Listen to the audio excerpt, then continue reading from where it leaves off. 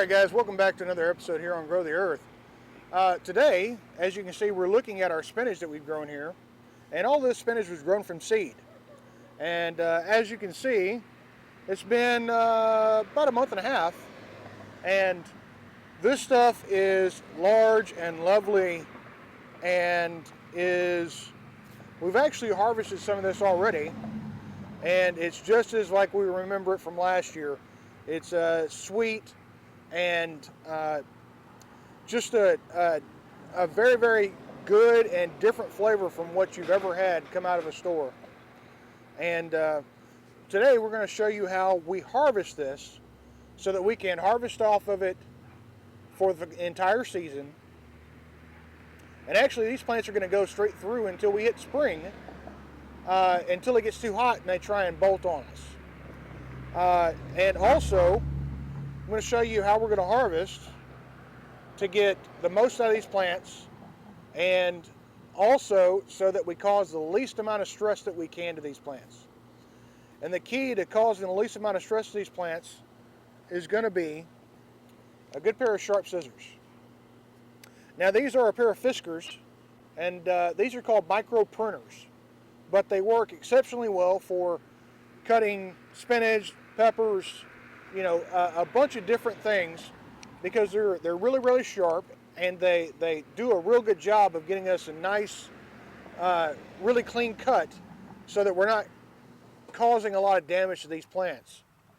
And this is one of the keys, because I attribute this to kind of like, if you had a growth on your arm, would you want somebody to come along and grab it and pinch it off? Or would you want somebody to use a sharp instrument and cut it off? What's going to cause you the least amount of stress and pain? And I think everybody will agree it's going to be a good sharp instrument. So with spinach plants especially, they grow from a center point and grow up and out. And we don't want to disturb these smaller leaves in the center, because that will actually kill the plant.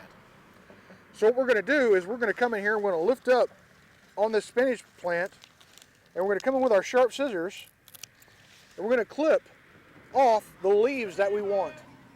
The leaves that we want. Now, if you have just an overabundance, you can pull the whole plant if you want. But this is going to be for us to maximize how we're going to be able to pull off these plants for the whole season. So again, and it's you know, it's wash, rinse, repeat. And we just have a little bowl here.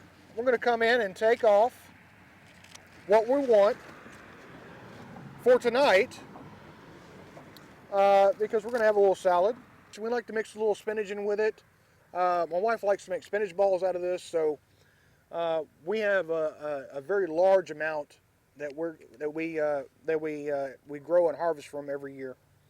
So so another good thing about us trimming these plants the way we do is, if we have a plant like this, where we have one here, one there, and one there, they're really tightly spaced in, we can come in and we can trim what is interfering between those three plants, and that way they're going to be happier and healthier, because they're not going to have leaves overlapping and letting moisture to hang underneath them and all that other nice stuff, and it's not going to allow them to compete with each other.